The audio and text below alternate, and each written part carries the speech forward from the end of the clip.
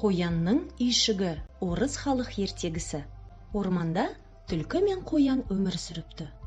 Түлкінің үйшігі мұздан, ал қоянның үйшігі ағаштан жасалған. Көктем келіп, күн жылынғанда түлкінің үйшігі бірден еріп кетеді. Далада тонып қалған түлкі қоянға келіп: «Қоян, қоян, мен сенің үйіне кіріп жылынып алайыншы», деп өтінеді.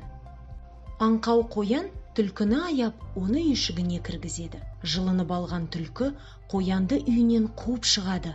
Қоян жылап, орман ішінде келе жатса, алдынан ит кездеседі. «Аф, аф, қоян, сен неге жылайсың?» «Жыламай қайтейін. Түлкінің мұз үйшігі еріп, ол мені жылы ағаш үйімді тартып алды, ал мені далаға қуып жіберді». «Жылама, мен саған көмектесемін». Ит пен қоян үйшіктің жанына келеді. «Аф, аф, түлкі, шық кәне, қоянның үйшігін босат», деп үреді ит. «Қазір шықсам жаман болады, быт-шытыңды шығарам», деді түлкі қорқытып. Бұл сөзді естіген ит қорқып қаша жөнеледі. Қоян жылай-жылай орманда келе жатса, алдынан аю шығады. «Қоян-ау, не болды? Сонша неге жылайсың?» «Жыламай қайтейін. Түлкінің мұз үйшігі еріп, ол мені жылы ағаш үйімді тартып алды, ал мені далаға қуып жіберді». «Жылама, мен оны қуып шығамын». «Жоқ, қуып шыға алмайсың. Ит те қуып шыға алмады». «Көресің, қуып шығамын». Аю мен қоян үйшіктің алдына келеді. «Түлкі, шық, босат қоянның үйін», деп ақырады аю. «Қазір шықсам жаман болады, быт-шытыңды шығарам», деп қорқытты түлкі. Аю қорқып қашып кетеді. Амалы жоқ қоян жылап келе жатады. Алдынан әтеш шыға келеді. «Кукареку! Қоян, неге жылайсың?» деп сұрайды. «Жыламай қайтейін. Түлкінің мұз үйшігі еріп, ол мені жылы ағаш үйімді тартып алды, ал мені далаға қуып жіберді».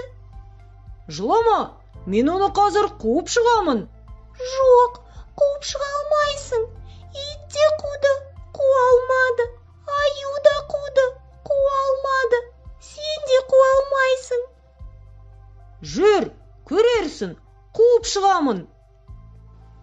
Екеуі үйшік жанына келеді. Әтеш аяқтарымен жер тебініп, қанаттарымен қағып, қатты дауыстайды. «Кукареку! Шөп шабамын, шөп шабамын, түлкіні іздеп табамын. Қоянның үйінен шықпаса, оны шөптей шабамын». Түлкі қорқып кетіп: «Аяқ киім киіп жатырмын», дейді. «Кукареку! Шөп шабамын, шөп шабамын, түлкіні іздеп табамын.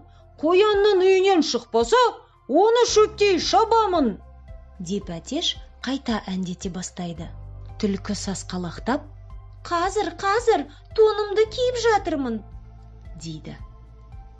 Әтеш әнін үшінші рет қайталай бастайды. Түлкінің зәресі ұшады. Ол үйшіктен шығып қаша жөнеледі. Қоян ержүрек әтешке үлкен рахметін айтып, екеуі қоянның үйшігінде өмір сүреді.